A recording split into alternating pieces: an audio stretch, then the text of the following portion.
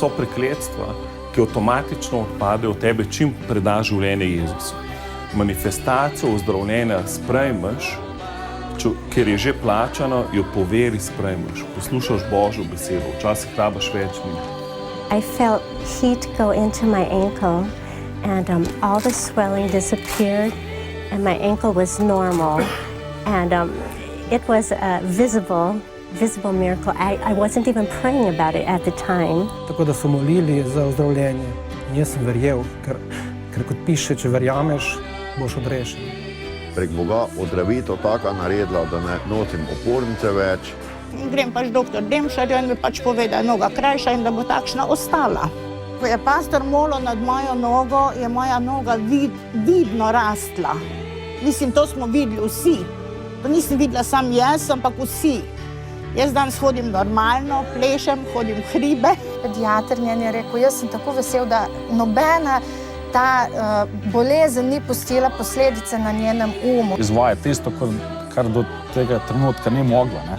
In to nam je bilo pač v dokaz, da je Božja pomoč prisotna v vsakem trenutku. V imenu Jezusa Kristusa. Jezus je naš zdravnik. Edino, če nismo še preveč podaljšali. Božja ljubezen, prisotnost Svetega Duha. Veselje, srečo. Fenomenalno, res. In sem se zelo hitro osvobodila.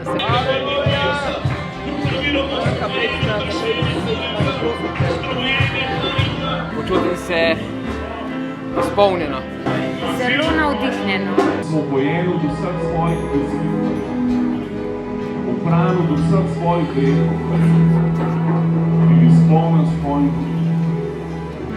Vedela sem, da se bo nekaj zgodilo danes, tukaj čudež.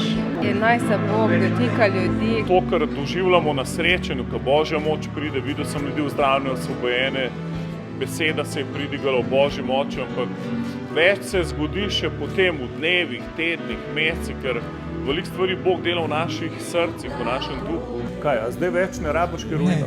Ne. Wow, ni to noro, cerkev? Halleluja. Kaj ne boste do vrat prišli, pa boste umrli. Sem rekel, ne bom umrl. Zato, ko jaz grem z Jezusom. In sem prišel tisti dan na feštu in sem plesal in hvala Bogu, nič mi ni bilo. Halleluja.